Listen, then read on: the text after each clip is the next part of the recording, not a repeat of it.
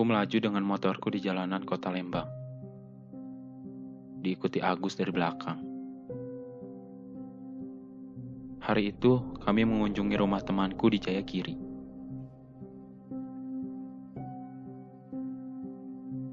Rencana siang itu terbilang cukup dadakan, karena sebelumnya niat kami adalah pergi ke rumah Iwan. Namun ternyata, Iwan saat itu sedang ada keperluan dan tidak ada di rumah. Kami berdua akhirnya memutuskan untuk pergi ke rumah Ade. Mumpung masih satu daerah, ya sekalian main dan silaturahmi.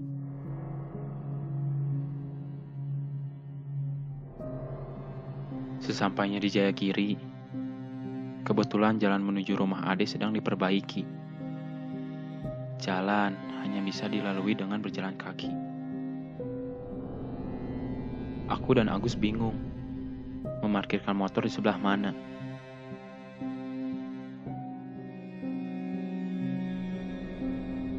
Setelah cukup lama berpikir, aku pun memutuskan untuk menyimpan motor dekat area kuburan Jungkun yang terletak tidak terlalu jauh.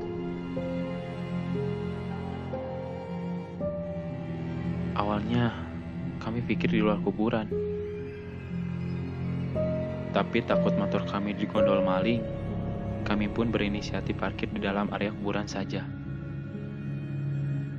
Mumpung saat itu ada bapak-bapak yang tengah berjaga. Sepertinya bapak tersebut kuncen di sini. Ani tip motorna lami teu? Upami lami mah mending tong di dieu. Bapak tersebut mengingatkan. Telami dah pak, paling ge sampai pada asar. Jam 4-an lah kira-kira. Jawabku yang dibalas dengan anggukan. Bapak tersebut menyetujui dan tidak merasa keberatan.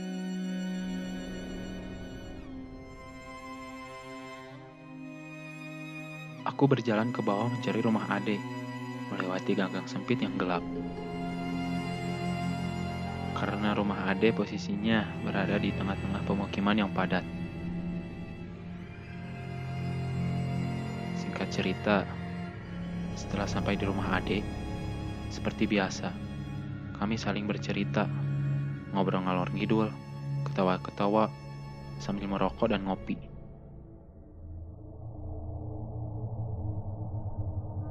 Dan saking asiknya, sampai tidak sadar kalau waktu ternyata sudah malam. Padahal, niat kami saat itu hanya sebentar.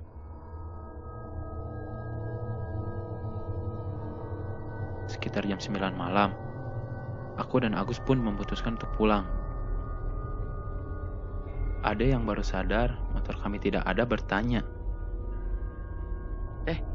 Ari motor parkir di mana tadi? Astagfirullah, poho, di kuburan. Aku baru ingat. Setelah itu, aku pamit pulang dan bergegas mengambil motorku dan motor Agus di kuburan.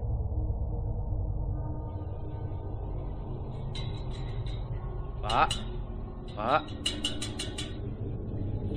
Pak, Pak. Berulang kali kami memanggil Pak Kuncen di luar gerbang. Berharap beliau masih ada di sana.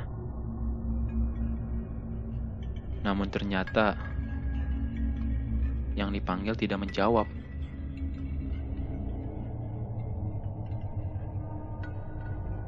Dengan sedikit ragu, kami mencoba masuk ke dalam dan berjalan perlahan melewati beberapa makam.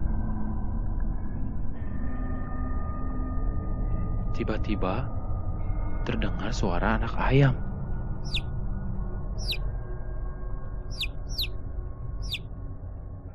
Konon katanya, jika mendengar suara anak ayam malam-malam, itu pertanda ada makhluk astral di sekitar kita. Menyadari hal tersebut, aku dan Agus pun mempercepat langkah. Setengah berlari mendekati dua motor yang terletak tak jauh dari pohon beringin. Merinding. Itulah yang aku rasakan saat itu. Namun, suara anak ayam itu masih terdengar di telinga kami berdua. Aku cukup kesulitan mengeluarkan kunci motor dari saku celana. Aku pun berusaha untuk tenang dan berusaha menyalakan motor.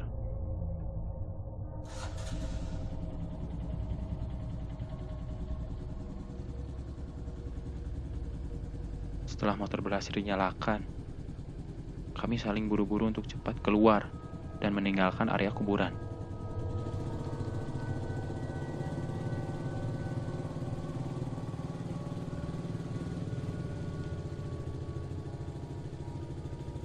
Setelah cukup jauh, aku dan Agus saling tertawa, mengingat kejadian di kuburan tadi. Aku dan Agus yang berbeda arah, akhirnya berpisah di persimpangan.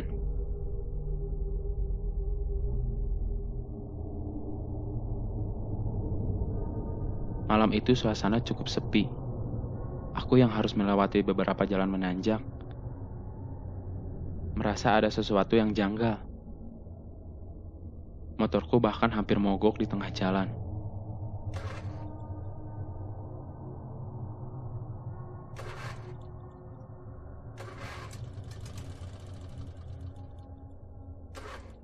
Aku tidak berani menengok ke belakang. Perasaanku tidak enak waktu itu, dan hanya mencoba fokus pada jalan yang ingin segera aku lewati.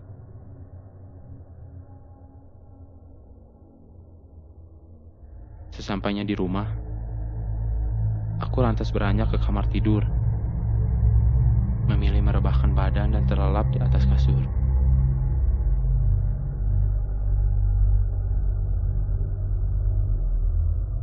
Sekitar jam 12 malam, aku terbangun, mendengar suara sepupuku tiba-tiba memanggil. "Sep! Sep! Sep! Sep! Sep!" Ia berulang kali berteriak memanggilku. Suaranya bersautan dengan gonggongan anjing yang terdengar menggonggong ke area rumahku.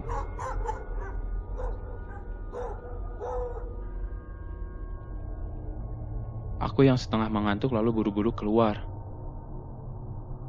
Saat pintu dibuka, terlihat sepupuku tengah mematung dengan wajah yang pucat.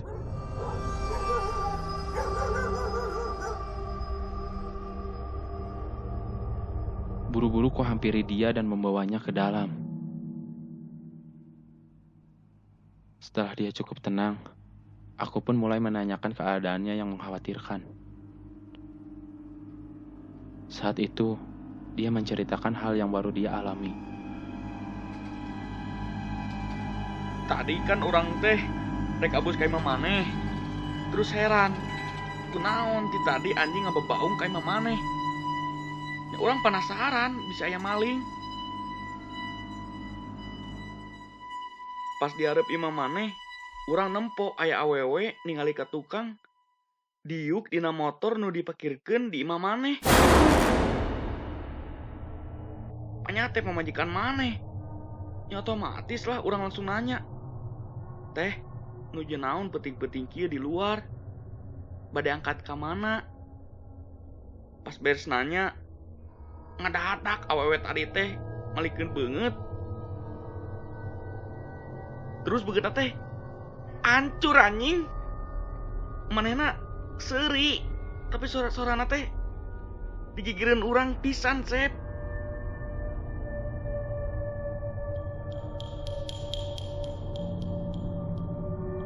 Aku yang mendengar cerita yang baru saja disampaikan, langsung merinding.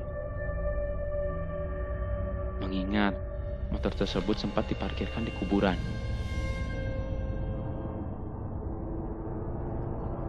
Jangan-jangan dia yang menumpang.